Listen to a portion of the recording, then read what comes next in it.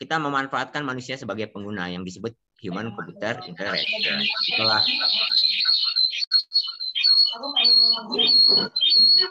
Oh, ini izin Bapak Ibu untuk mematikan mic-nya. Iya.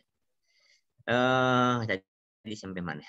Ya, memanfaatkan manusia sebagai pengguna ya, yaitu human computer interaction. Apa itu? Ya, aplikasi mobile yang dibuat, website yang disiapkan itu memanfaatkan manusia. Jadi satunya memanfaatkan manusia untuk dapat informasinya, satunya memanfaatkan alat-alat yang langsung mendapatkan informasi dari lingkungan. Itulah IoT. Jadi dua hal inilah gimana caranya kita mendapatkan informasi. Kalau IoT tadi, alat-alat tadi sudah kita bangun, kita buat. Yang kedua, berhubungan dengan menyimpan, mengolah, dan mengelola data. Karena yang ingin kita bangun bukan 1-2 IoT, tapi ribuan IoT banyak sekali yang beragam dan tidak struktur. Itulah dengan big data. Jadi ini sangat berhubungan Bapak Ibu. Kenapa PPTIK sepertinya mewajibkan membuat satu sistem yang terhubung dengan PPTIK, bukan bermaksud apa-apa, tapi kita ingin melangkah lebih jauh bahwa IoT itu hubungannya dengan big data. Yang kami bangun itu arsitektur yang bisa menyimpan, mengolah, dan mengelola data dalam jumlah yang beragam dan tidak struktur. Itulah big data. Karena dengan big data, apa yang kita dapatkan dari big data? Sebuah makna penting dari data itu, yaitu yang disebut dengan kecerdasan buatan. Nah, inilah yang penting nih. Jadi kalau Bapak Ibu buat IoT harus dipikirkan makna big datanya gimana. Jadi jangan hanya buat IoT saja, karena sebetulnya yang paling penting dalam IoT alat-alat yang kita bikin itu tujuan akhirnya itu AI. Bagaimana alat IoT itu akan mendukung untuk pengembangan kecerdasan buatan. Jadi kemarin misalnya presensi buat alat absen gitu ya. Nah, dari alat absen itu apa big datanya? Ya, banyak siswa yang ngetap, ya, banyak siswa yang absen melalui kartu dengan jam tertentu dan kita olah dengan big data dan diolah. Mungkin suatu saat kita akan lihat pola-pola siswa yang absen atau malah bisa mewarning kalau siswanya bisa nitip diduga nitip absen. Nah, itu kan jadi cerdas ya sistemnya. Gara-gara banyak big data siswa nitip absen, siswa absen, kemudian banyak mesin absen yang kita buat di mana-mana. Nah, itu yang harus dirajut, diatur, dipikirkan bahwa ketika membuat IoT, endingnya salah satunya kita harus mendapatkan makna penting dari data itu, yaitu AI, data mining, machine learning.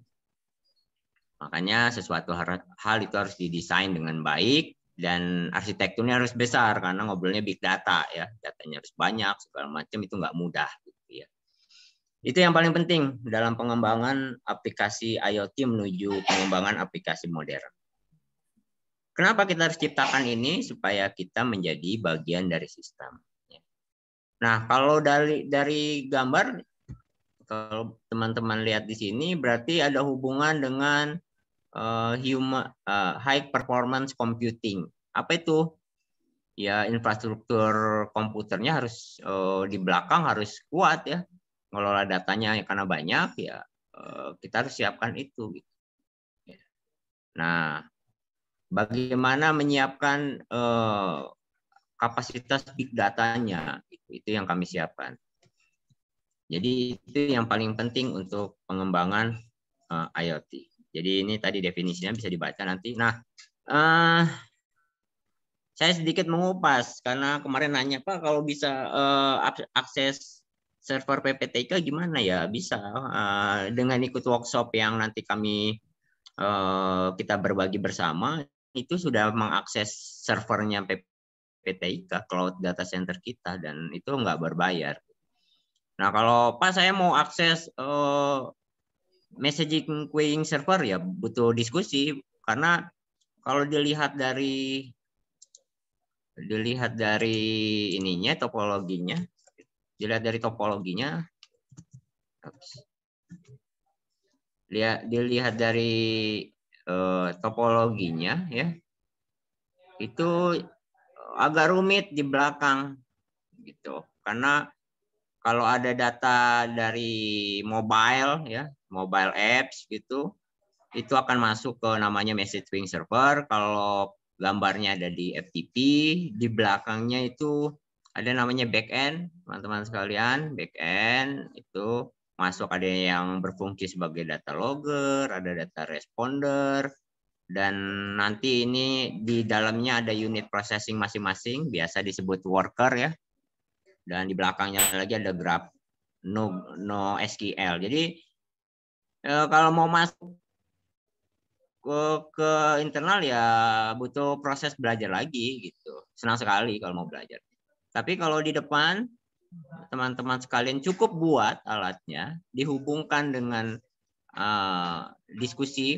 Makanya kenapa yang paling gampang ya sudah yang sudah jadi langsung diadopsi aja supaya lebih mudah. Nanti selanjutnya silakan belajar. Memodifikasi menggunakan data center ya mangga aja silakan gitu ya.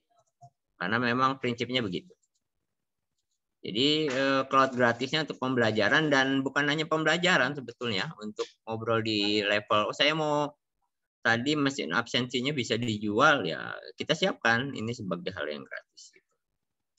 Nah, itu yang saya ingin jelaskan pada pagi ini, bahwa hari ini sedikit menjelaskan mengenai mengupas tentang tadi ya, cloud data center. Gimana caranya? Ya ikut workshop tadi. Misalnya saya mau ikut workshop namanya computer vision e-kamera. Nah, itu di belakangnya udah disiapkan. Tinggal teman-teman buat kameranya, kemudian bisa langsung terhubung. Nah, udah disiapkan di belakangnya. Kemudian hari ini saya mau bahas tentang aplikasi kawal desa. Ya tinggal pakai, bisa langsung diaplikasikan. Di belakangnya udah disiapkan juga oleh teman-teman yang lain. Nah, gitu. Nah, sekarang kita akan uji coba misalnya tentang aplikasi yang dibuat oleh teman-teman. Ini panjang, ada SMK 2 Cimahi, ada yang lain, ada SMK 13 Bandung yang membuat. Jadi ini keroyokan ya. Tidak 1-2 orang, tapi banyak tim yang sedang kita uji coba. Gitu. Mungkin siapa Nasrullah bisa jelaskan tentang aplikasi yang sedang. Nah, ini Nasrullah ini dari SMK 3 Metro. Dia sedang PKL online di ITB, tapi PKL-nya di SMK 3 Metro Lampung, jadi nggak ke ITB. Proyek yang digarap yaitu pertama testing, karena aplikasi namanya Kawal Desa itu masa di versi selanjutnya dulu dibuat oleh teman-teman SMK yang lain, sekarang dikembangkan oleh SMK 13 Bandung dan yang lainnya, sedang masuk ke tahap testing ya.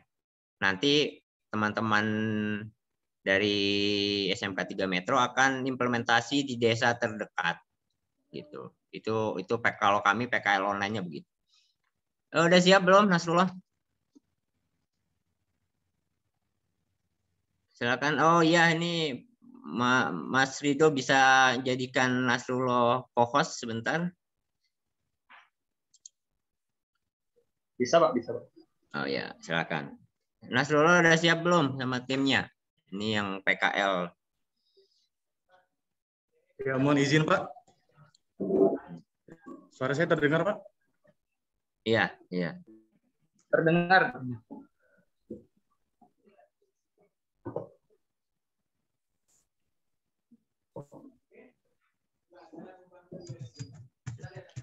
Sebelumnya perkenalkan, saya Nasrullah Fatul Qarib dari SMK Negeri 3 Metro. Saya adalah peserta PKL di PPTIK ITB. Metro Lampung di sini ya, bentar. Metro, ada metro banyak. Oh iya. Iya, saya ulangi, dari SMK Negeri 3 Metro Lampung. Di sini saya akan menjelaskan mengenai aplikasi Kawal Desa. Jadi aplikasi Kawal Desa adalah aplikasi yang dipergunakan untuk kebutuhan tata kelola di desa maupun interaksi antara warga dan aparat. Teman-teman bisa download aplikasinya melalui Play Store. Ada 2 versi untuk aplikasi ini, yaitu versi warga maupun versi aparat. Kemudian teman-teman juga bisa masuk ke websitenya di kawaldesa.pptik.id untuk mengakses dashboard adminnya. Selanjutnya saya akan menjelaskan bagaimana proses registrasi di aplikasi Kawal Desa. Setelah teman-teman membuka aplikasi Kawal Desa, teman-teman bisa masuk ke fitur ke halaman sign up. Di situ kita akan diminta beberapa data dan juga kode registrasi. Nanti akan disiapkan dari pihak PPTIK kode registrasinya untuk masing-masing desa. Kemudian di bagian sini akan muncul pilihan, apakah kita ingin mendaftar sebagai aparat atau warga. Kemudian di halaman selanjutnya, kita juga akan diminta mengisi beberapa foto dokumen, foto profil, dan kemudian detail lokasi. Kemudian klik tombol sign up. Selanjutnya, registrasi dan login, kita bisa melihat aplikasinya. Ada beberapa fitur. Pertama adalah fitur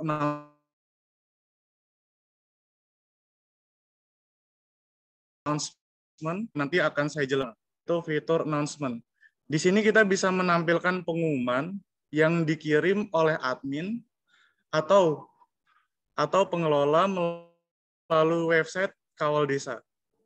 Ini adalah contoh PKN. Diharapkan kepada semua warga untuk memasang bendera di depan rumahnya masing-masing. Ya, ini sebagai contoh cara mengelola pengumumannya. Kita bisa masuk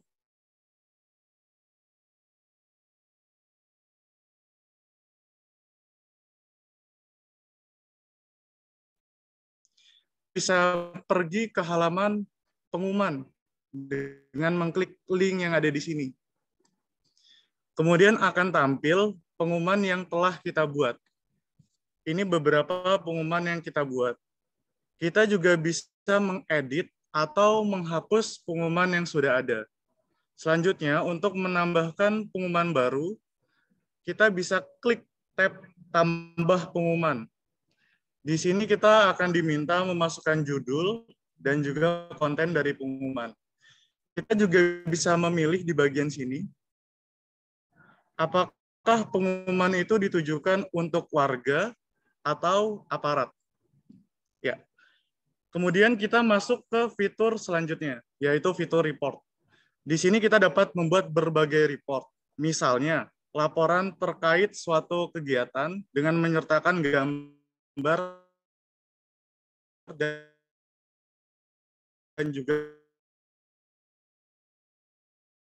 lokasi. Saya akan mencontohkan bagian di kanan di sini. Kemudian kita bisa memasukkan gambar terkait laporan yang akan kita buat dengan cara mengklik kolom yang ada di sini. Kemudian nanti akan diarahkan ke kamera. Kita bisa. Kemudian di sini kita juga bisa memilih tipe report yang akan kita buat. Misalnya di sini saya memilih tipe. Di sini kita bisa mengisi tangannya. Untuk bagian address dan bagian koordinat lokasi, ini akan otomatis dibuat oleh aplikasinya. Nah, ini adalah contoh implementasi dari fitur report ini.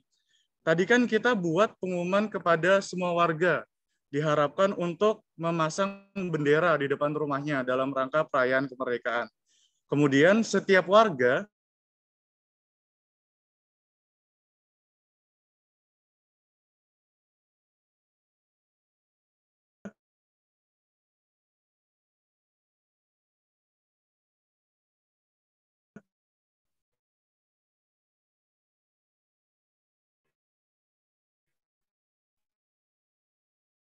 bisa melapor atau warga di link yang ada di sini.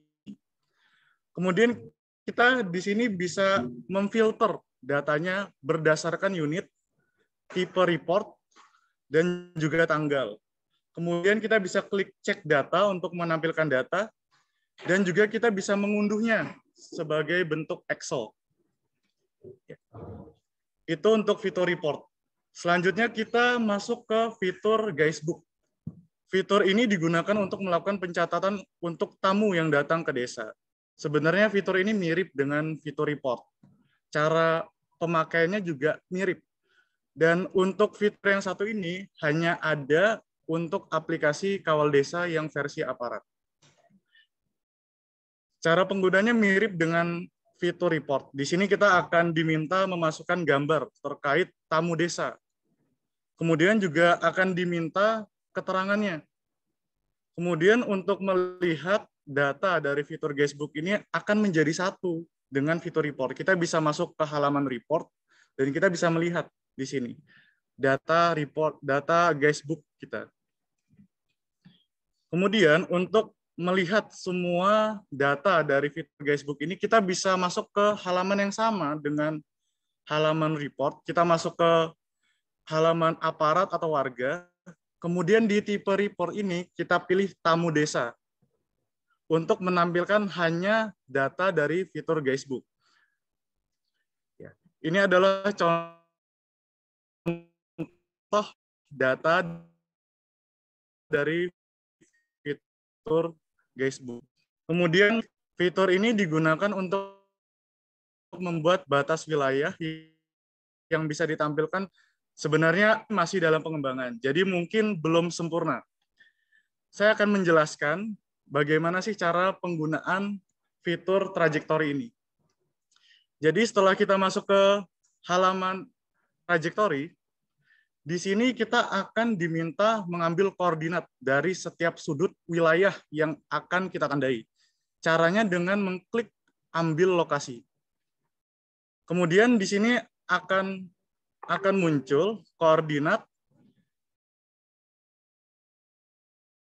yang kita ambil. Ya, jadi wilayah yang akan kita tandai. Kemudian kita bisa mengklik di tombol ini, di tombol show, untuk melihat bidang wilayahnya. Hanya saja ini masih dalam pengembangan. Harusnya nanti di bagian peta sini muncul bidang dari wilayah berdasarkan koordinat yang kita ambil. Itu saja yang bisa saya sampaikan. Terima kasih. Selanjutnya saya kembali ke Pak Agus. Ya, terima kasih SMK 3 Metro Lampung ya, menyampaikan dengan baik sekali. Jadi teman-teman SMK 3 Metro itu ikut PKL online dengan PPTK ITB. Jadi semoga dengan walaupun online tidak mengurangi kegiatan ya, Nasrullah, untuk kerjanya ya. Iya, Pak. Setelah ini kan coba implementasi di desa ya. Mudah-mudahan bisa. Karena udah masih orange apa udah ini level 4 atau level 3 sekarang SMK 3 ini Metro. Di sini masih merah, Pak. Masih merah ya. Ya, nanti mungkin kita undang Vicon ya, kepala desanya, supaya siapa tahu berkenan untuk implementasi aplikasi Kawal Desa yang sudah diuji coba di sana. Ada kendala lagi nggak, Nasrullah? Tidak ada sih, Pak. Alhamdulillah. Oke ya. Nah, selanjutnya sebetulnya selain menggunakan, itu bisa dimodifikasi kalau Nasrullah dan teman-teman paham tentang developnya. Ya, mudah-mudahan bisa ya nanti. Misalnya Kawal Desanya kan tadi Kawal Desa, kita buat Kawal Desa Metro. Fiturnya misalnya tentang budaya, kan itu menarik ya, mendokumentasikan budaya di Metro misalnya, kan itu menjadi luar biasa tuh. Itu kedepannya tuh Nasrullah, jadi PKL-nya harus diperpanjang nih. Siapa? Nggak bercanda ya. Jadi PKL-nya nanti selain cuma uji coba, ini kan buatan teman-teman SMK 3 Metro, SMK 13 Bandung. Nanti estafet dimodifikasi. Ya, sebelumnya kan ini namanya absensi selfie yang dibuat SMK lain. Mungkin teman-teman ada yang mau ditanyakan sebelum Reza bisa masuk, Reza? Ini yang buat aplikasinya nih. Halo Reza. Ya, Pak. Oh, udah bisa. Udah siap belum? Siap, Pak. Oh, ya udah. Jadi selanjutnya tugasnya teman-teman uji coba aplikasi Kawal Desa seperti Nasrullah. Nanti dia akan dijelaskan oleh Reza. Mungkin host bisa ini memberikan menjadi co-host ke Muhammad Rizky ya, Pak Reza. Baik Pak, bisa Pak. Ya, makasih. Makasih Nasrullah.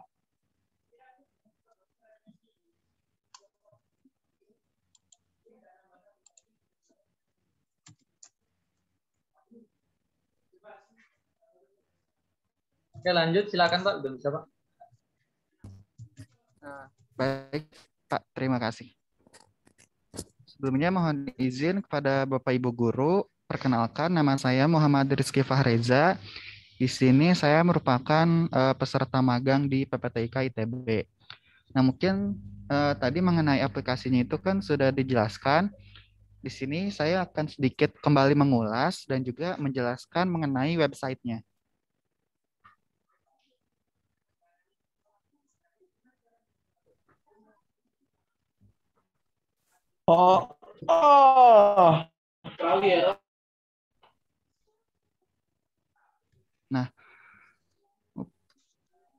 Nah, di Kawal Desa ini itu kan merupakan sebuah suatu sistem, yaitu yang jadi tadi ada mobile apps-nya dan juga ada website-nya. Nah, tadi kan untuk mobile apps-nya sudah sedikit dijelaskan bagaimana ada fitur-fitur apa saja di dalam mobile apps tersebut. Nah, sekarang saya akan mengulas mengenai website desanya. Nah, yang pertama itu untuk Kawal Desa ini tuh ada landing page-nya, yaitu yang bisa diakses melalui link kawaldesa.pptik.id.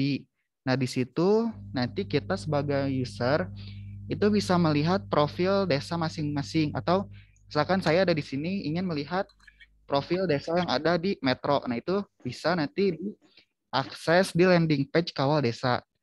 Nah, di sini juga nanti keunggulannya yaitu selain kita bisa melihat desa yang kita buatkan akunnya, nah nanti teman-teman semua bisa melihat desa yang lainnya.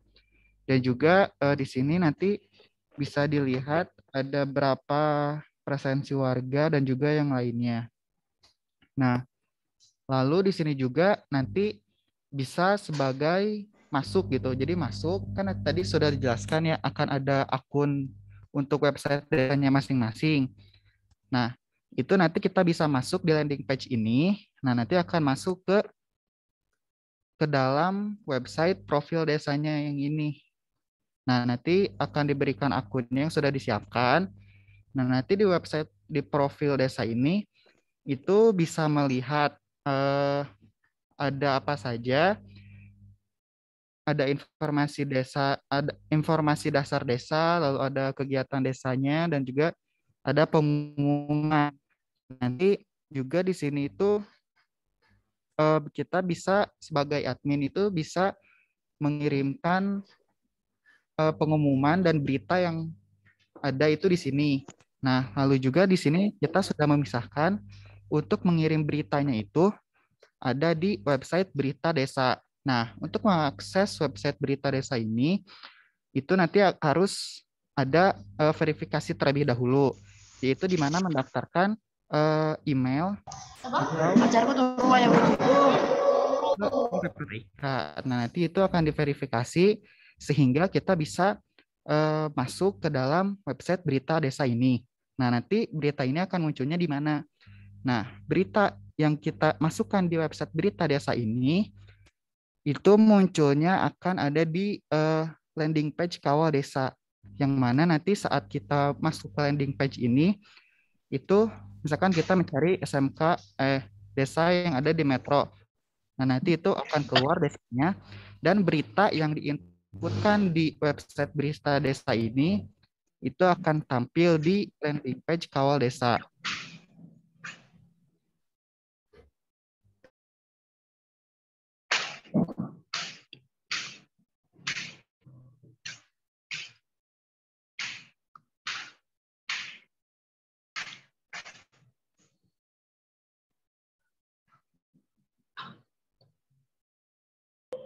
Oh, oh.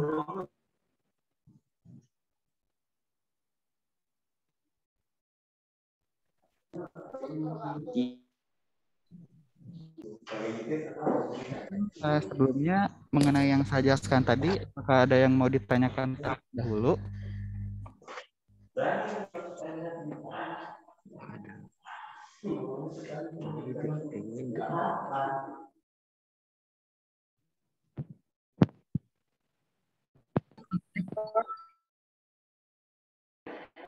Punya hidup.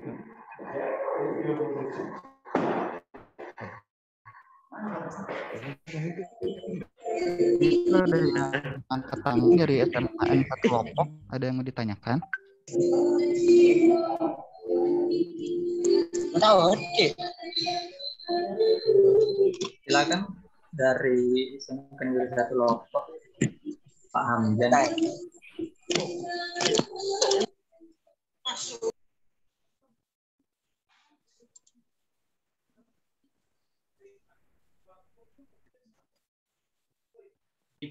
Halo Kak. Assalamualaikum warahmatullahi wabarakatuh. Waalaikumsalam warahmatullahi wabarakatuh. Kak, perkenalkan nama saya Fikri Najah dari SMKN 1 Lombok. Ya, silakan. Saya mau nanya Kak, berapa sih waktu ngedevelop aplikasi itu?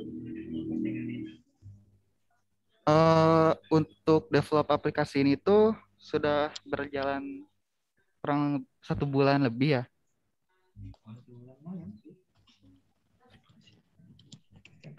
Oh, iya Kak. Itu aja. Oh, ya kan ini aplikasi juga yang tadi sudah dikatakan oleh Agus, itu kan awalnya itu dari aplikasi selfie.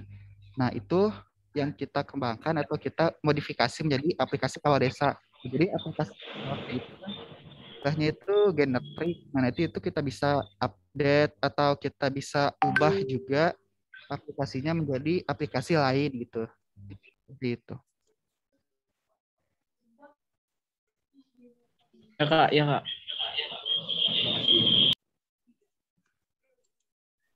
Silahkan, ada lagi yang mau ditanyakan?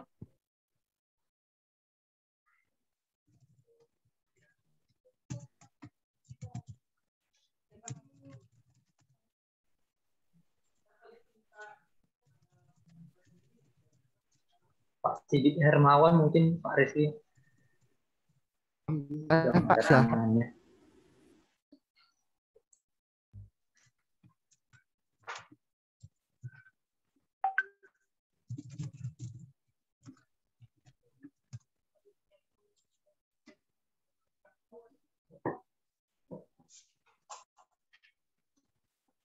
Boleh, silahkan Pak Sigit.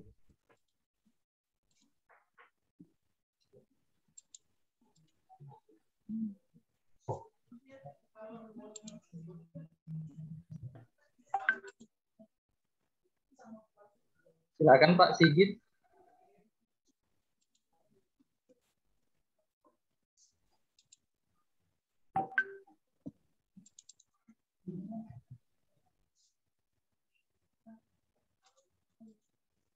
Mungkin lanjut saja Pak, mungkin ada yang lain yang bertanya.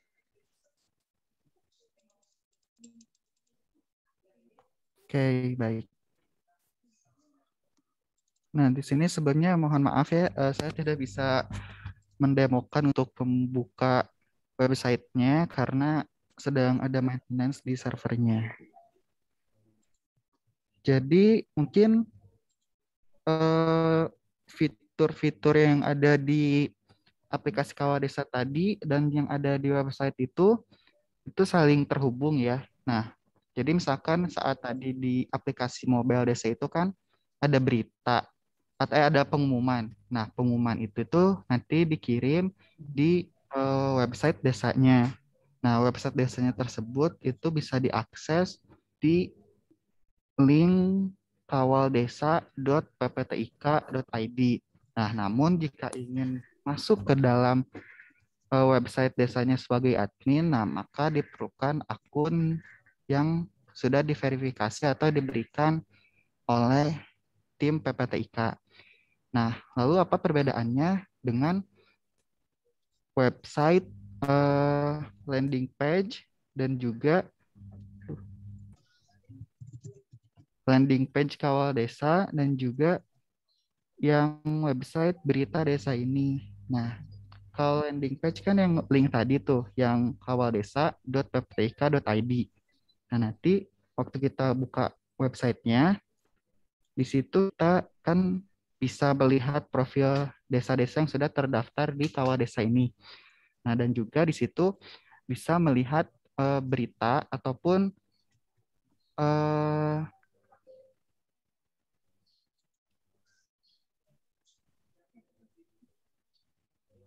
hal lainnya yang berkaitan mengenai desa tersebut.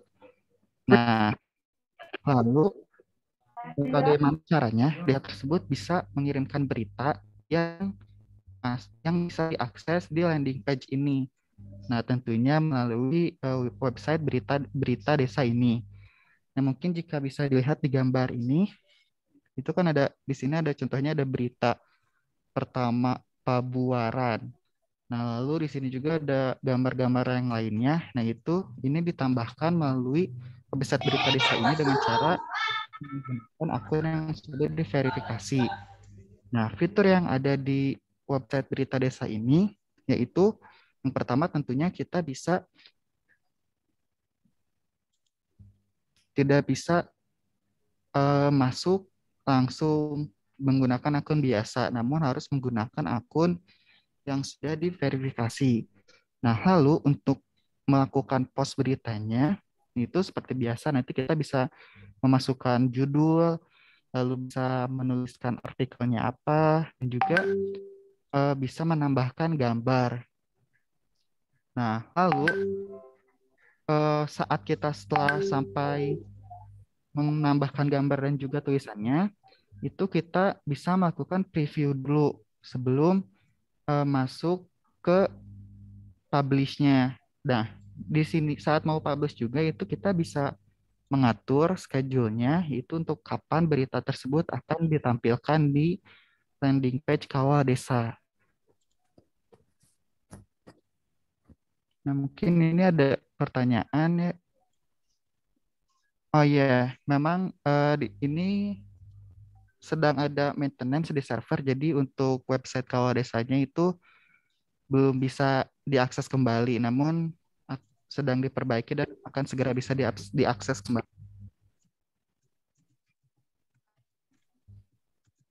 Izin Pak Rizky, saya jadi ingin mengajukan pertanyaan.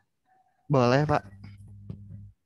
Jadi untuk menjadi pertanyaan awal, jadi aplikasi Kawal Desa memang tidak ada di App Store ya Pak?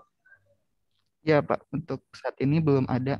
Jadi kalau misalkan yang HP-nya iPhone itu nanti bisa kita kirimkan file APK-nya langsung gitu. Soalnya emang agak lama gitu Pak untuk di App Store untuk rilisnya. Soalnya kan lebih mewakili pertanyaan teman-teman di grup. Iya Pak.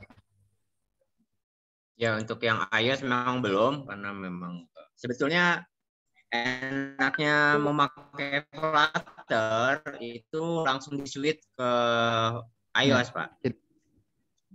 Jadi enaknya membangun aplikasi mobile dengan Flutter itu tidak harus kerja 2 kali. Jadi kita bekerja sekali di Flutter, itu untuk Android bisa, langsung ke iOS juga bisa sebetulnya. Hanya saja registrasi ke iOS yang agak rumit, agak sulit ya. Itu saja sebetulnya. Masalahnya cuma itu sih Pak. Kalau ngedevelopnya sudah sekalian. Jadi kami untuk mengembangkan aplikasi mobile itu platformnya dengan Flutter. Dan Kawal Desa ini silakan sebetulnya dijadikan salah satu tugas proyek, misalnya buat teman-teman yang kesulitan harus membuat alat ya, ternyata tidak bisa, ya sudah pakai Kawal Desa sebagai bagian dari proyek di KKSI. Kemudian Kawal Desa. Kemudian aplikasinya diuji coba di internal seperti Nasrul dan teman-teman. Selanjutnya silakan diuji coba dan dipakai untuk kepentingan desa dan tidak berbayar Bapak Ibu. Nggak berbayar. Jadi ini sebagai awalan kerja bersama antara ITB, SMK untuk membangun desa ya, khususnya transformasi desa digital ya, yang saat ini sedang dicanangkan. Lebih juga untuk menghubungkan alat IoT-nya ya Pak Agus. Ya, nantinya juga bisa kalau ada alat IoT misalnya smart agriculture ya bisa juga. Wajib ora dosing untuk kawal desa. Maaf Pak, jaringan. Oke, ada lagi Bapak Ibu, teman-teman, ini 430 nih. Nggak ada yang nanya. Atau pada belum paham.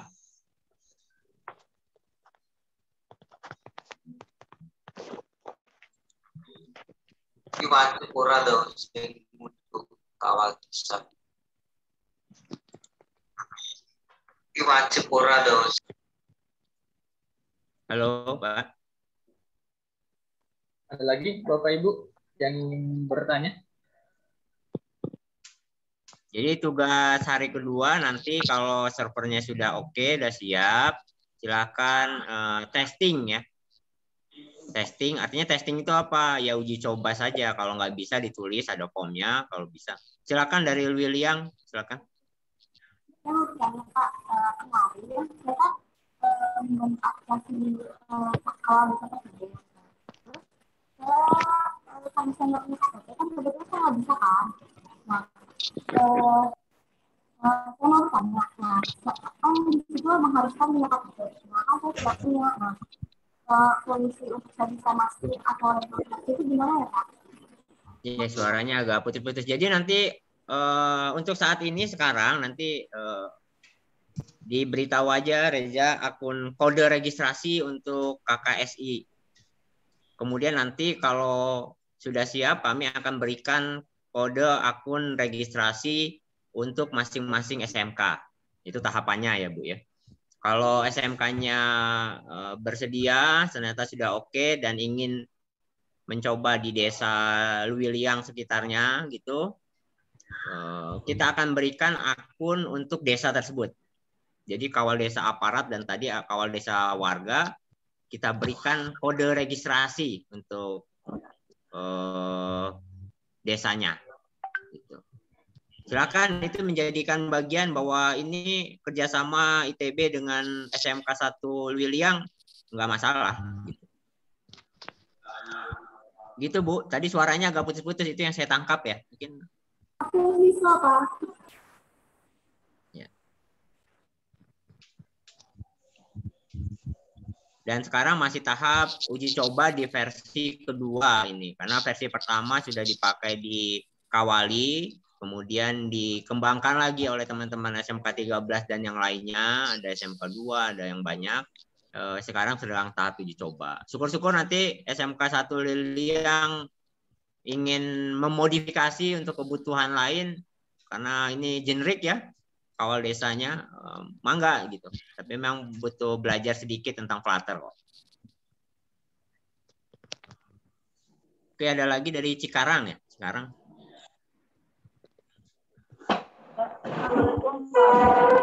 Oh, Bu Desi ini, saya kenal sekali ini kayaknya Bu Desi. Silakan Bu Desi. Saya Desi dari Cikarang Selatan. Mau bertanya Pak Agus mengenai aplikasi yang dikembangkan oleh PPTK. Ini mungkin di luar tema, tapi dari pemaparan tadi sepertinya saya menangkap bahwa aplikasi yang dikembangkan itu kita perlu verifikasi dari PPTK, maka Pak Agus. Nah, berkaitan dengan yang kemarin saya tanyakan melalui WA, itu mengenai app smart watering. Saya sudah beberapa kali mendaftar, artinya selalu gagal karena di situ tuliskan verifikasi. Apakah bagaimana cara verifikasinya ya Pak? Oh ya, mungkin nanti saya jewer itu anaknya karena belum merespon ya Bu ya. Mohon maaf. Kalau hampir Daud sudah merespon, tapi berkali-kali tetap gagal melalui dasar sendiri. Oh gitu. Ya udah coba Nanti kan ada workshopnya Bu, Smart Agriculture. Itu di bulan September. Iya baik. Itu nanti akan dijelaskan ya. Ya. Nah, kalau yang Smart Agriculture nanti coba saya tanya ke, kalau Firdaus kan alat ya. Kalau ini, dan saya ini Bu agak koreksi, jadi yang membangun teman-teman SMK Bu. Iya. Yang bukan ITB hanya memberikan wadahnya saja.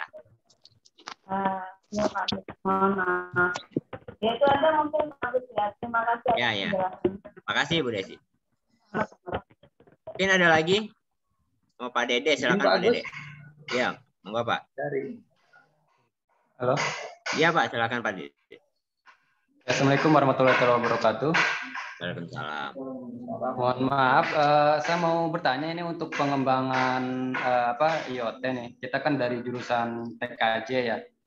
Untuk membuat aplikasi mungkin harus belajar dari awal gitu kan pesertanya. Nah, gimana kalau misalkan kita membuat sistem IoT-nya digabung dengan aplikasi pihak lain gitu kan, itu ada yang bisa untuk for education, terus ada untuk berbayar, dan ada juga ada yang free gitu, semacam UBDOT gitu. Nah, itu kira-kira boleh nggak sih untuk produk kita TKJ gitu, IoT-nya digabung dengan istilahnya di sini kita ada yang lebih mudah gitu kan, toolsnya kita pakai UBDOT gitu. Gimana Pak? Ya, memang itu misinya Pak. Jadi saya bilang tadi ada 40 produk, ada yang dari TKJ juga yang kita bersama-sama Pak membangunnya, karena memang biasanya butuh ngobrol Pak informasinya, untuk nanti juga dijelaskan oleh teman-teman SMK 1 Cimahi IoT apa yang mereka buat dan sudah terhubung dengan sistem kami. Memang itu tujuannya. Tapi memang di awal teman-teman, Bapak Ibu dan adik-adik memahami platform di kami. Selanjutnya tinggal dimodifikasi Pak buat alat. Dan memang biasanya buat sistem ini tidak sendiri Pak. TKJ, elektronika industri, RPL, ya itu jadi satu Pak. Karena membuat sistem dalam satu sistem ya. Gitu. Mangga aja Pak. Gitu. Oke, baik. Terima kasih Pak. Ya, yang kami harapkan bukan sekedar belajar Pak, tapi siap pakai, siap dipakai oleh banyak user, siap digunakan Pak, dan juga siap diajarkan. Siap diajarkan ke yang lain. Tadi misalnya teman-teman, tadi Reza ini mengajarkan dan Nasrullah mengajarkan, nah, siap mengajarkan Pak. Gitu. Dan pastinya siap jual ya nanti. Nah, itu yang yang siap jual itu kita kan menggunakan platform punya orang gitu. Maksudnya yang kemarin sempat searching sih, itu untuk penggunanya lumayan simpel gitu. Namanya UBDOT. Mungkin pernah dengar Bapak? Ya, Blink, UBDOT itu kan platform ya Pak ya. Iya. Masalahnya kan kita ngobrol tadi IoT, big data, kalau datanya di luar kita nggak bisa kelola Pak. Iya, betul. Percuma mau jualan yang sebetulnya yang jualan mereka Pak, jualan datanya. Parah kan. Nah, itu makanya kita tarik ITB menjadi hub, punya data center. Yuk SMK mau jualan apa? Itu yang jadi perbincangan Pak, diskusi. Oke, siap. Bukan mau. Jadi kalau buat server sendiri kan kecil-kecil dan susah jualannya. Karena IoT ini akan kelihatan kalau jualannya di skala masif Pak. Membangun layanan itu yang kelihatan. Ya, terima kasih Pak. Makasih Pak, makasih. Kalau perlu mulai dari kelas 1 Pak, kelas 10 kita coba supaya jualan di kelas 12-nya udah lancar gitu. Oke, siap. Oke, ada lagi?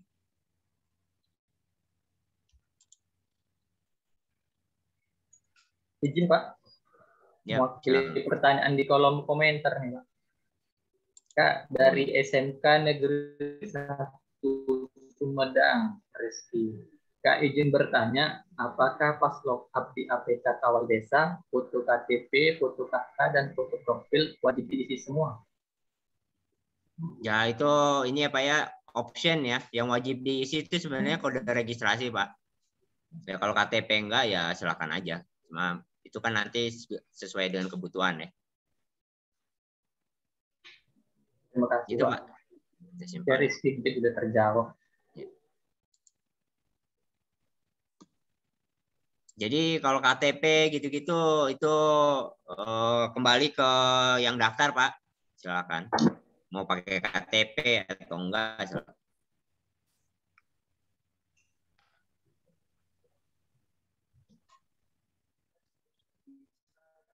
Oke, ada lagi? Kalau enggak cukup yang kawal desa. Nanti tugasnya kalau servernya udah oke, kami informasikan untuk testing kawal desa. Kode registrasinya udah ada. Ini ya. Nanti kawal desa wajib nggak tugasnya? Wajib. Bisa langsung dilihat di forum Pak nanti kalau servernya udah oke. Ya, wajib testing ya. Kecuali yang, oh saya punya iPhone ya sudah nggak usah. Tapi kan kelompok ya dari tiga-tiganya apa pakai iPhone semua gitu. Kan cuman testing aja ya, nggak ada kesulitan kan, nggak harus beli alat segala macam. Tugas hari kedua ya testing, pengujian.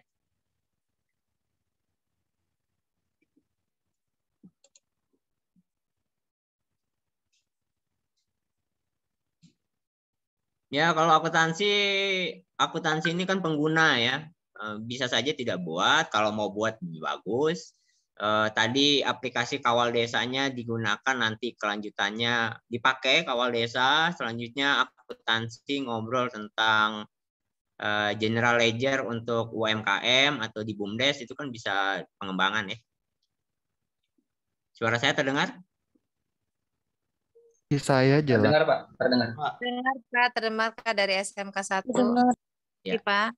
Makasih Ibu. Jadi yang tadi yang akuntansi rasanya kawal desa menjadi awalan yang bagus Bu, Bapak Ibu sekalian, untuk memulai pengembangan layanan lainnya, misalnya di desa banyak UMKM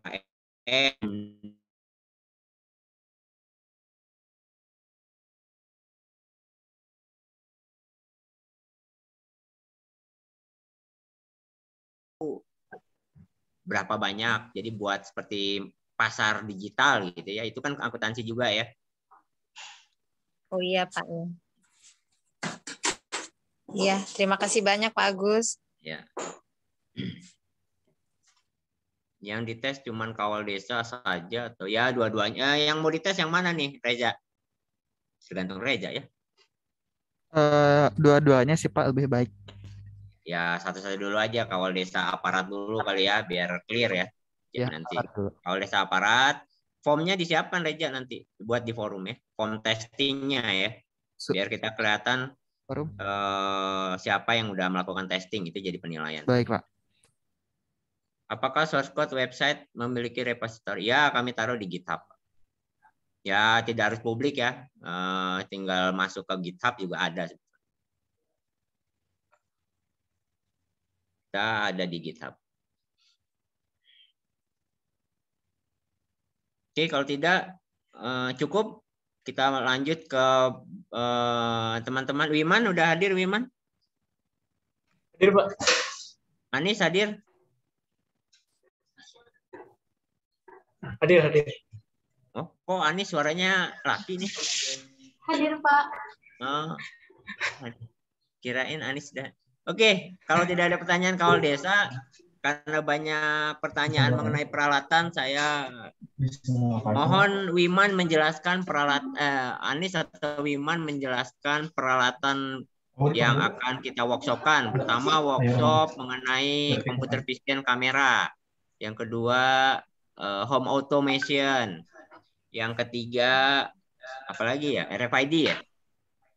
Yang keempat, smart agriculture. Smart agriculture ada yang bisa jelaskan nggak? Mungkin Alek ya, ada. Alek bisa jelaskan. Silakan. Firdaus, Pak. Oh, Firdaus juga ada. Ya udah. Ya. Tadi mau saya jewer Firdausnya. Silakan Pak. Ya, habis Bu Desinya, wah itu Firdausnya nggak bisa ini. Wah.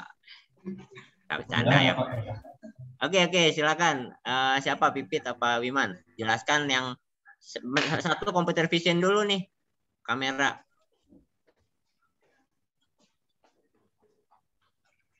Oke, Bismillahirrahmanirrahim. Assalamualaikum warahmatullahi wabarakatuh. Waalaikumsalam. Sebelumnya, perkenalkan, nama saya Muhammad Iman. Saya salah satu peserta magang di PPT KITB. Nah, di sini saya akan memaparkan list-list komponen atau perangkat yang kami gunakan untuk membuat produk IoT. Nah, di sini saya akan menjelaskan untuk yang home auto. Izinkan saya untuk share screen. Oh ya, Pak Rido, monggo Pak. Silakan Pak. Silakan Pak Wiman. Ya, terima kasih Pak.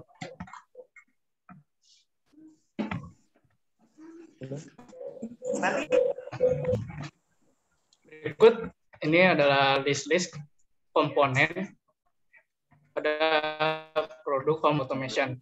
Nah, di dalam produk home automation ini ada beberapa perangkat. Yang pertama ada perangkat saklar sebagai input datanya.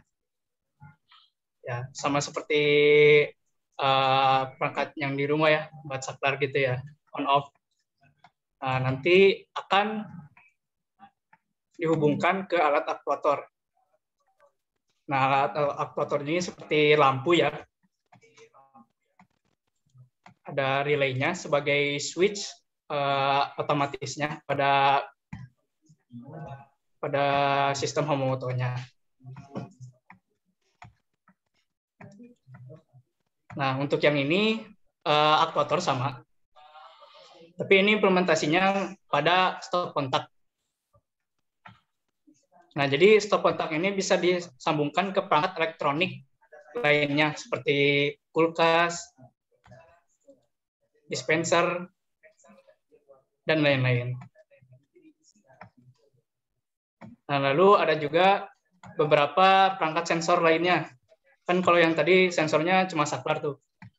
Nah, untuk ini juga kita bisa menggunakan sensor kapasitif seperti smoke detector. Nah, ini menggunakan MQ7. Lalu di sini juga ada lagi sensor water level. Nah, yang terakhir ada worker home auto atau server lokalnya. Nah, untuk list yang pertama, yang saklar, yang pertama kita harus mempunyai saklar. Harganya 10.000. Untuk PCB bisa dilihat harganya 40.000. Nah, untuk marketplace-nya kita bisa melihat di marketplace LSKK Store.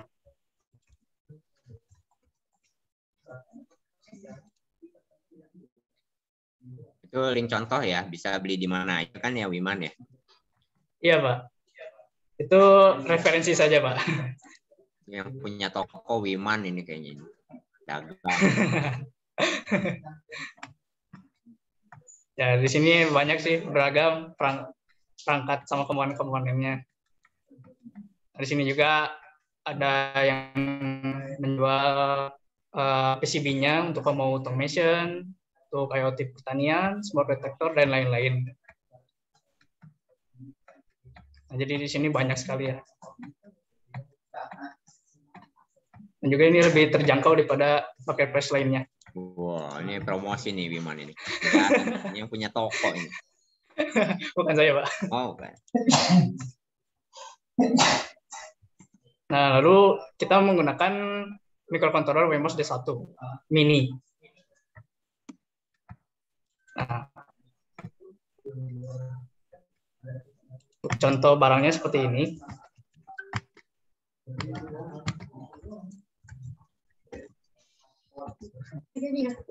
Ini microcontrollernya sama seperti Arduino fungsinya. Cuma ini lebih lengkap lagi gitu fiturnya.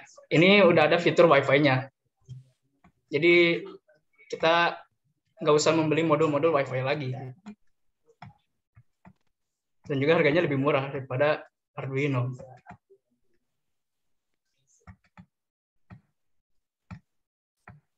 Nah, itu untuk yang komponen pentingnya. Nah, lalu yang aktuator. Nah, di sini kita menggunakan Node MCU untuk microcontrollernya. Fungsinya sama sih kayak WMOS D1. Mungkin dari spesifikasinya lebih banyak lebih bagus daripada yang WMOS D1. Tapi sama sih. Boardnya menggunakan ESP8266. Nah, yang tak kalah pentingnya yaitu relay.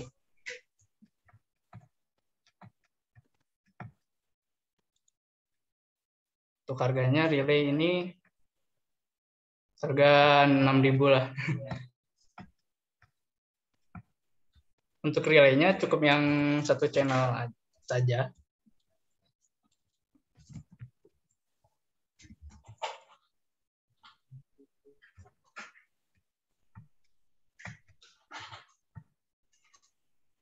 Nah, kalian bisa menggunakan dua jenis.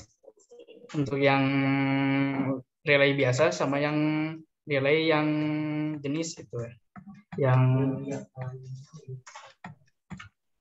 Yang solid state. Jadi bisa menggunakan dua versi.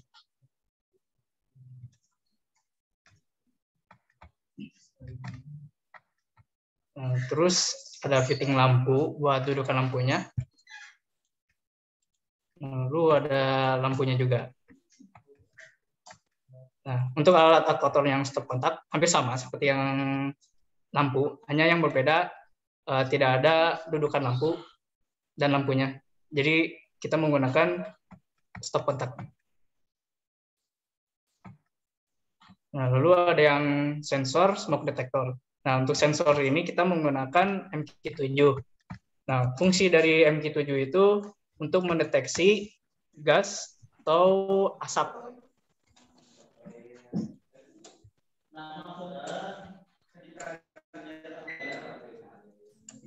Nah, untuk menempatkan sensornya seperti ini.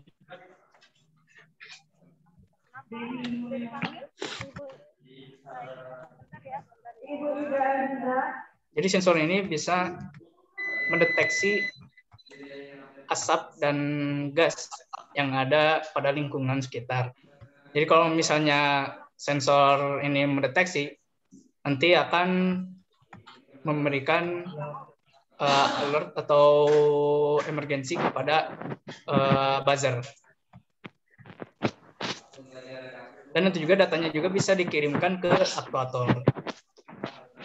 Nah, lalu ada sensor water level. Nah, water level ini untuk mendeteksi kadar air pada toren atau penyimpanan air. Nah, untuk penampakannya seperti ini. Oh. Nggak kelihatan, Man. Mana penampakannya? Nah, ini. Ya, yang ini. Di stop dulu share screen-nya. Oh, sebentar. Nah, tadi nggak kelihatan tuh. Nah, ini penampakannya. Oh, ya. Nah, gitu. Di sini ada paralon nih. Ya, ini sebagai simulasinya saja. Bahwa ini adalah torennya. Nah, yang di atasnya itu ada perangkat sensornya. Nah, di bawahnya itu ada sebuah sensor pelampung. Bentar, saya gantikan lagi ke website. Oke. Sensor pelampung.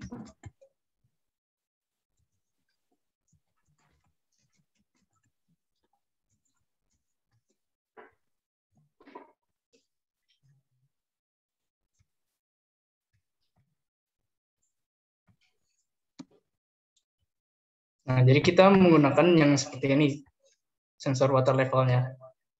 Jadi sistemnya itu apabila pelampung yang ada di sini itu naik, maka air itu akan menunjukkan data bahwa toren itu sudah penuh. Nah, apabila si pelampung ini ada di bawah, nah akan menyatakan bahwa di dalam toren itu tidak ada air. Nah, bisa collab-kan ke pompa air sebagai aktuatornya. Jadi apabila si pelampung ini berada di bawah, nanti akan mengisi si pompa air itu, mengisi air. Jadi seperti itu. Nah, lalu yang terakhir, worker home automation atau server lokalnya. Nah, untuk ini sebenarnya kita menggunakan Raspberry Pi. Bisa juga menggunakan Orange Pi yang lebih murah. Nah, ini fungsinya itu sebagai server penyimpan data dan pengolahan data dari sensor dan aktuator tersebut. Nah, jadi si server ini bisa mengatur data dari perangkat mana ke mana. Jadi seperti itu. Untuk harga Raspberry Pi beragam. Mulai dari 500.000 sampai 650.000. Dan juga ada juga yang satu paket dan juga yang perangkatnya saja. Untuk yang saya list itu cuma yang satu perangkatnya saja.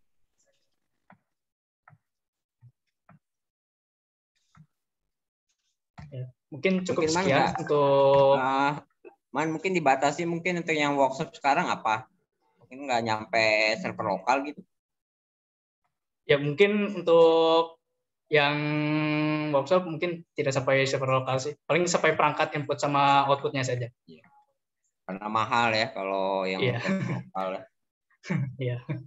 Bisa juga kalau ada yang udah buat input output kita tambahin server lokal. Server lokal itu dipakai kalau Wi-Fi-nya tidak berfungsi ya, Mane? Iya, Pak. Sebagai backup-nya. Backup. Mungkin Bapak Ibu ada yang mau ditanyakan?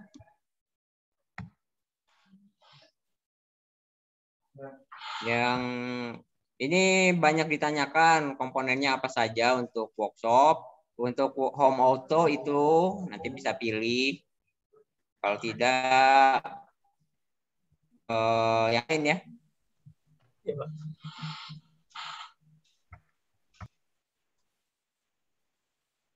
Siapa lagi ya di sini? Selanjutnya saya alihkan ke Kang Firdaus. Mangga, Kang Firdaus, waktu sudah tepat dipersilakan.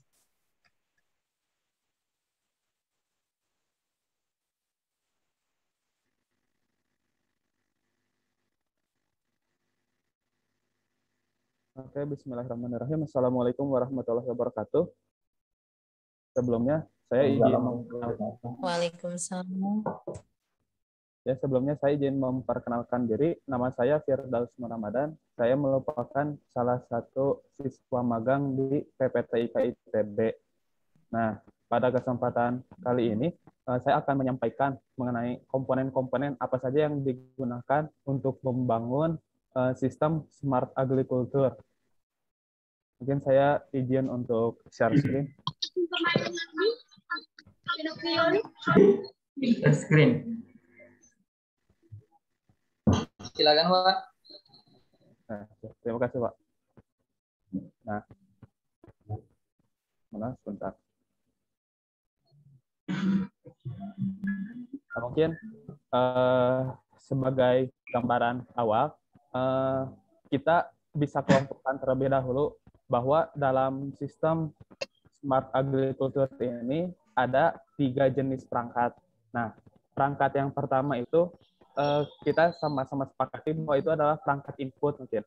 Nah, perangkat input ini adalah perangkat-perangkat sensor yang mana tugasnya itu adalah untuk terus-menerus mengirimkan data keadaan di lapangan itu seperti apa. Seperti yang tampil di bawah sini. Nah, itu adalah sensor soil moisture, yaitu fungsinya untuk merasakan nilai kelembaban di suatu tanah. Nah, nanti si sensor ini akan terus-menerus mengirimkan data keadaan tanahnya itu seperti apa, apakah kering atau basah dan sebagainya seperti itu. Nah, lalu yang di atas ini adalah sensor water flow. Nah, sensor water flow ini berfungsi untuk menghitung volume air yang sudah kita gunakan untuk menyiram lahan kita. Lalu ada juga yang sebelah kanan ini toran mungkin ya. Sebenarnya untuk sensornya sendiri ada di ujung sini, kecil sekali. Dia masuk ke dalam toran dan dia itu fungsinya untuk menghitung jumlah air yang tertampung di dalam toran ini berapa. Nah, lalu untuk perangkat kedua atau jenis yang keduanya itu adalah aplikasi IC Sadup-nya. Nah, aplikasi IC Sadup ini adalah aplikasi yang kita gunakan untuk memantau dan mengontrol kebun kita. Seperti itu. Jadi kita bisa melihat nilai-nilai yang ditampilkan oleh ketiga sensor ini di dalam aplikasi IC Sadup. Seperti itu. Lalu yang jenis ketiga ini adalah perangkat output-nya. Nah, perangkat output-nya ini adalah perangkat yang kita gunakan untuk mengontrol pompanya. Nah, ini seperti yang tampil di dalam gambar, bahwa alat ini memiliki 2 channel. Jadi, dengan model perakitan seperti ini, kita bisa mengontrol 2 pompa sekaligus. Dan pompa ini mendapatkan perintah dari aplikasi Sadup jika kita ingin menyiram lahan secara manual, dan juga dari sensor soil moisture ketika tanah kering, maka pompa akan otomatis menyala seperti itu. Lalu untuk gambaran harganya sendiri kurang lebih seperti ini. Nah, untuk sensor soil moisture ini kurang lebih ya, mungkin akan berbeda-beda di setiap daerah tergantung harga komponennya juga. Nah, kalau saya hitung kasar, harga sensor soil moisture itu full gitu tanpa panel surya sekitar 230.000. Jadi jika ditambah panel suryanya, yaitu menambah sesuai harga panel suryanya menjadi 300.000 seperti itu. Nah, ini sensor water flow juga sama, sensor water level dan water pompa. Nah, mungkin itu gambaran kasarnya. Lalu gambaran yang mungkin halus mungkin ya. Sebentar. Saya share. Nah,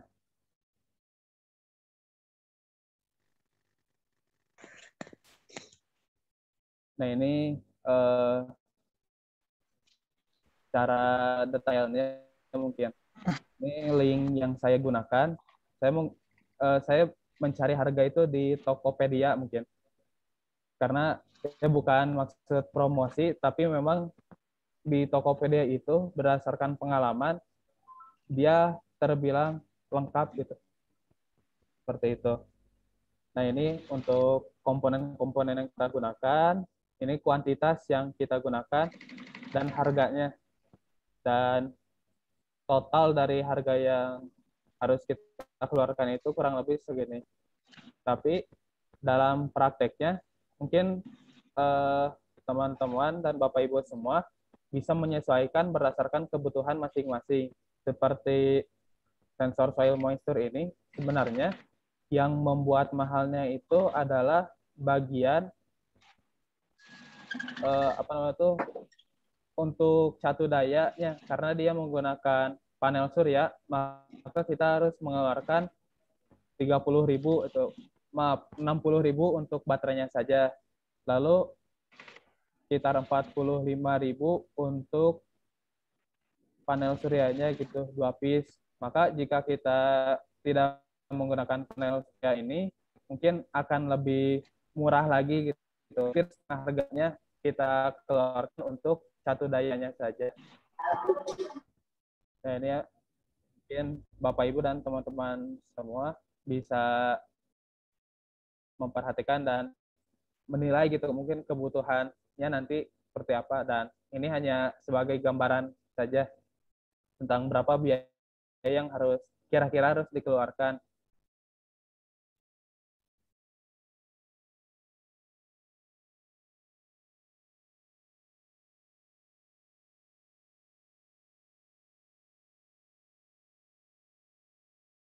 Komponennya tadi juga sudah sekilas disampaikan oleh rekan saya Muhammad Firman bahwa mikrokontrol yang kita gunakan itu semuanya sama gitu.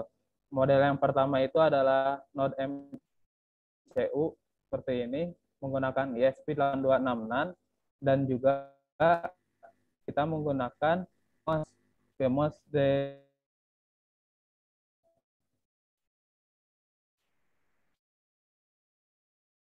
dia itu yang pertama bentuknya kecil dan harganya pun jauh lebih murah jika kita bandingkan dengan Arduino IDE biasa. Arduino IDE itu cukup besar dan dia tidak memiliki modul Wi-Fi-nya, jadi kita harus beli sendiri gitu. Nah, mungkin yang selanjutnya ini adalah sensor ketinggian air yang tadi juga sudah disampaikan oleh rekan saya Muhammad Iman bahwa yang kita gunakan itu adalah model switch pelampung. Jadi mungkin dan ini kita saja di toko atau dimanapun gitu ya. Nanti langsung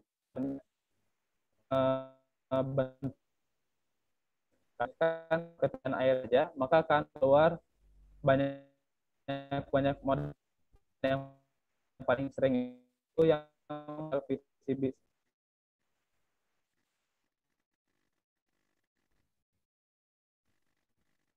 Nah ini jika kita mencari switch pelampung seperti itu. Nah yang selanjutnya sensor yang akan itu tadi water flow. Ini mungkin bentuk detailnya gitu. Harganya 35.000. Dan ini juga banyak macam-macamnya, tergantung kebutuhan kita lagi. Adalah model yang kecil. Saya hormati tim manajemen SMK Negeri 3 Semarang dan yang hormati sistem Smart Agriculture Shadop ini, barangkali ada yang ingin ditanyakan. SMK Pusat Jonggus. Dan yang saya hormati peserta IHT, implementasi pembelajaran pada program acara Pusat Jonggus.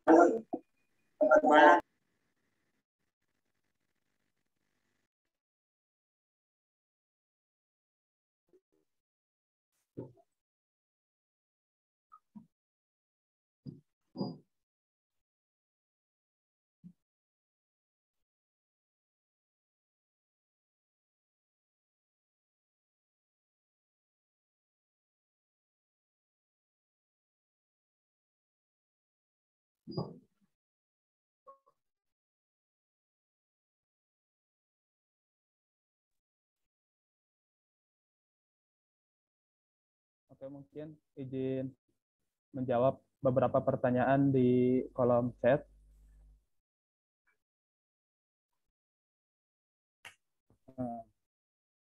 Ini mungkin mengenai forum PPTIK, ya mungkin masih agak bermasalah ya, soalnya kabar yang saya dengar memang sedang diperbaiki sepertinya. Itu dari kemarin siang kalau tidak salah.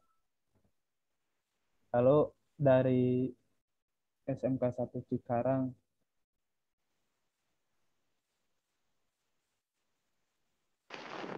untuk solar cell yang kita gunakan itu kalau tidak salah berapa ya?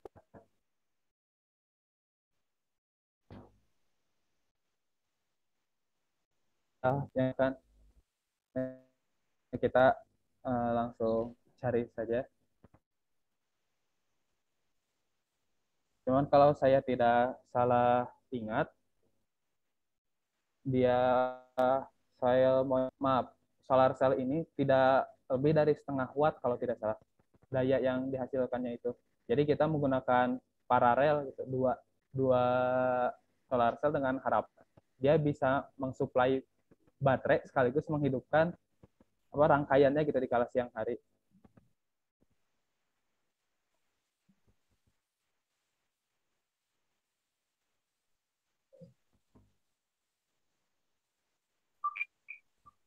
Ya, betul tuh 1 watt dia itu nilainya.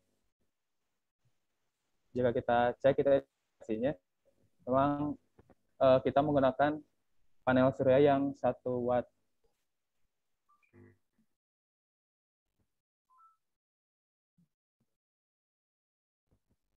Nah, mungkin untuk file RAB, terutama untuk link pembelian, saya sangat menyarankan untuk mencari toko yang dekat dari domisili Bapak Ibu dan teman-teman semua. Soalnya saya juga dari RAB tadi itu karena saya domisili di Bandung, saya mencari toko-toko yang memang dekat dengan Bandung. Seperti itu.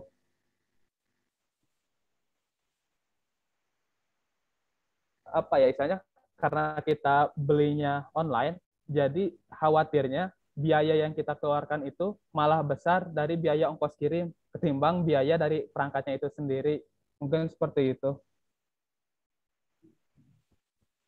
Jadi itu mungkin gambaran saja, dan untuk pembeliannya pun saya sangat merekomendasikan jika ingin online, saya sangat merekomendasikan untuk mencari toko-toko yang domisilinya sama seperti itu.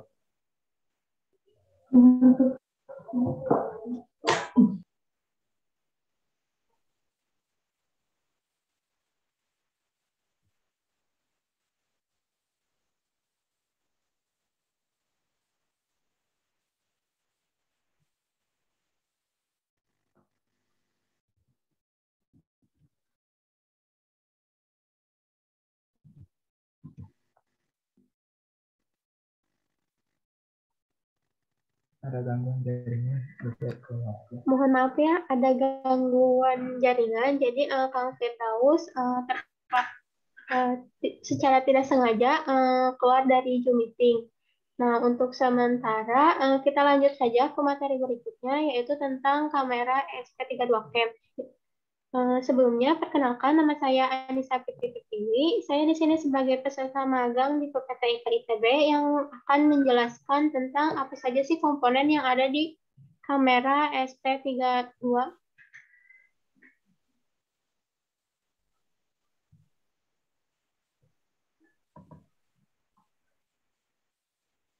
Nah, saya izin share screen ya.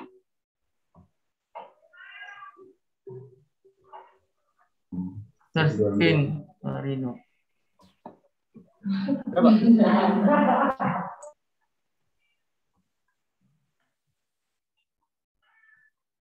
Baik, saya ulangi ya. Mungkin tadi kurang jelas karena jaringannya terputus-putus. Tadi Kang Firdaus sebagai pemateri tentang smart agriculture terpaksa secara tidak sengaja keluar dari Zoom meeting karena ada gangguan dari jaringan. Jadi untuk selanjutnya kita akan melanjutkan materi berikutnya, yaitu tentang ESP32 Cam yang akan disampaikan langsung oleh saya. Sebelumnya perkenalkan, nama saya Anissa Fitri Pertiwi. Di sini saya sebagai peserta magang di PPT ITB. Nah, saya izin share screen untuk menyampaikan materi tentang komponen ESP32 Cam.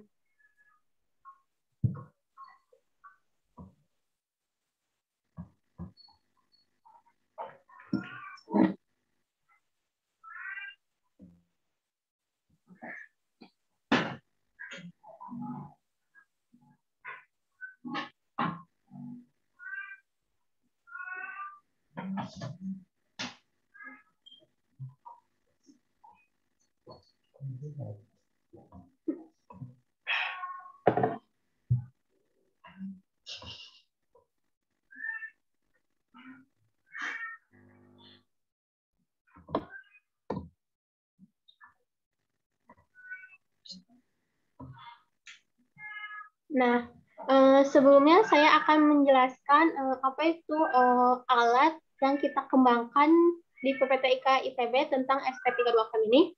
Nah, ini tampilan secara garis besar yang sudah kami kembangkan di PPTIK ITB. Ini adalah alat dari kamera SP32Cam. Terus fungsinya untuk apa? Kamera SP32Cam ini bisa berfungsi sebagai CCTV atau secara garis besarnya sistem kerjanya seperti ini. Nah, nanti SP32Cam ini akan mengambil gambar atau mengcapture gambar. Kemudian setelah mengcapture gambar, maka gambar tersebut akan dikirim ke FTP server yang nantinya diterima oleh server. Nah, garis besarnya seperti ini. Lalu apa saja komponen yang ada di sistem kerja SP32Cam ini?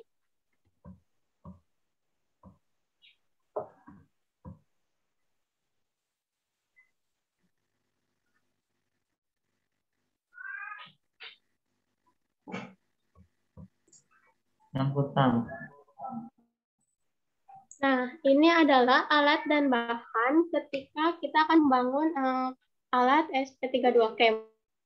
Yang pertama di sini ada SP32 kamera. Ini adalah gambar dari komponennya, yang dimana SP32 kamera ini berfungsi sebagai microcontroller atau kamera yang nantinya akan mengcapture gambar, kemudian mengirimkan gambar tersebut ke server FTP yang sudah disediakan.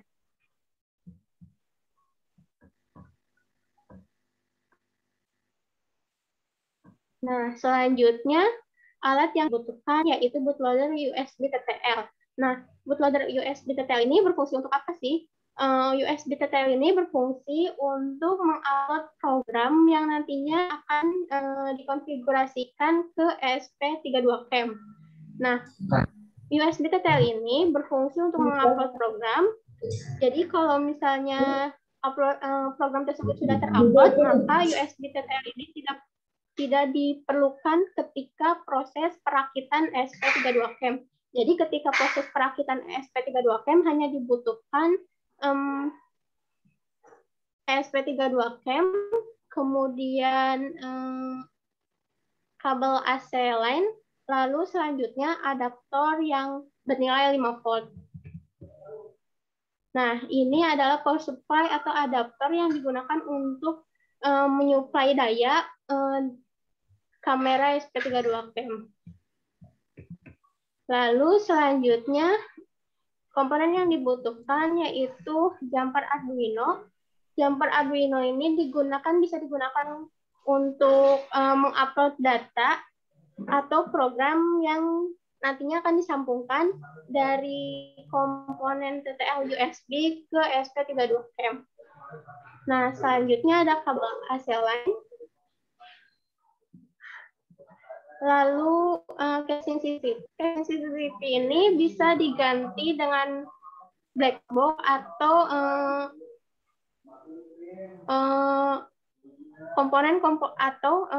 wadah-wadah yang teman-teman punya di rumah gitu. Jadi untuk casing CCTV ini sifatnya opsional. Nah, untuk komponennya seperti itu saja. Apakah ada yang ingin ditanyakan terkait harganya? Mungkin teman-teman bisa menyesuaikan di tempatnya masing-masing, atau bisa juga ke Play Store, bisa ke Store Apps yang sudah dijelaskan sebelumnya oleh rekan.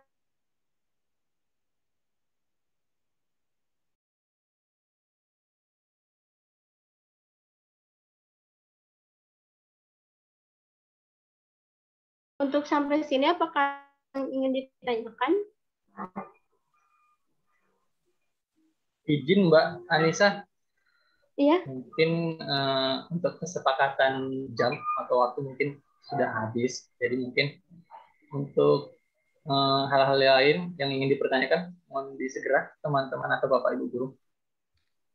Atau ada teman lain yang ingin memaparkan? Ada yang ingin ditanyakan? Nanti di-share aja di grup ya, Anissa, sama di forum ya, kalau forumnya kayak ini. Iya. Iya, kayak.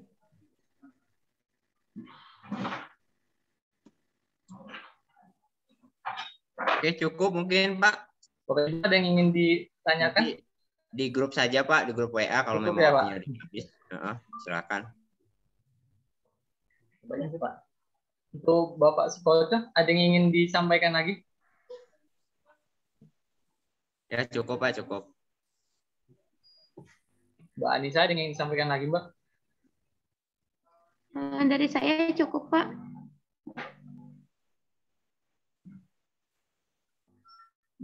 Jadi, ya, nanti mohon izin, terima kasih atas iya, Pak.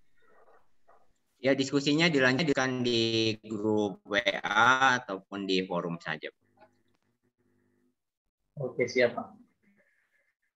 Oke, mungkin untuk Bapak Ibu atau teman-teman yang lain yang mungkin kurang jelas atas apa yang disampaikan, mungkin nanti bahan atau materinya akan kita share di grup dan akan kita lanjutkan diskusi di grup.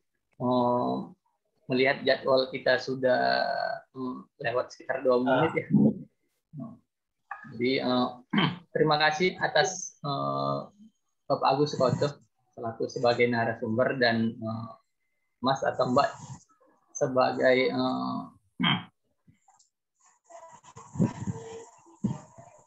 ya, mungkin ada yang ingin bertanya? Nggak ada. Sekali lagi terima kasih pada Bapak Agus Sukoco selaku sebagai narasumber dan Mas atau Mbak sebagai peserta magang yang telah menyampaikan pemaparannya. Semoga untuk pertemuan kedua hari ini, semoga apa yang telah dipaparkan dapat menjadikan gambaran kita untuk proyek ke depannya. Dan jika ada hal yang ingin dipertanyakan, nanti akan kita lanjutkan diskusi di grup. Oke. Jadi untuk acara pada kegiatan hari ini kita sudahi dan akan kita lanjut di pada pertemuan selanjutnya. Lebih kurang saya mohon maaf apabila ada salah-salah kata dalam penyampaian. Saya mohon maaf kepada Bapak Ibu semua serta peserta didik semua atau peserta siswa-siswi. Saya mohon maaf. Saya akhiri, wabillahi taufiq wal hidayah. Wassalamualaikum warahmatullahi wabarakatuh. Waalaikumsalam warahmatullahi wabarakatuh.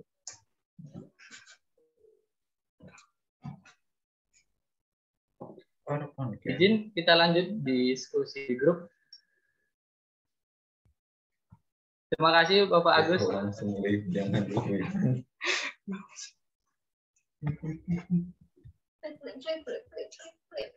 Sudah keluar.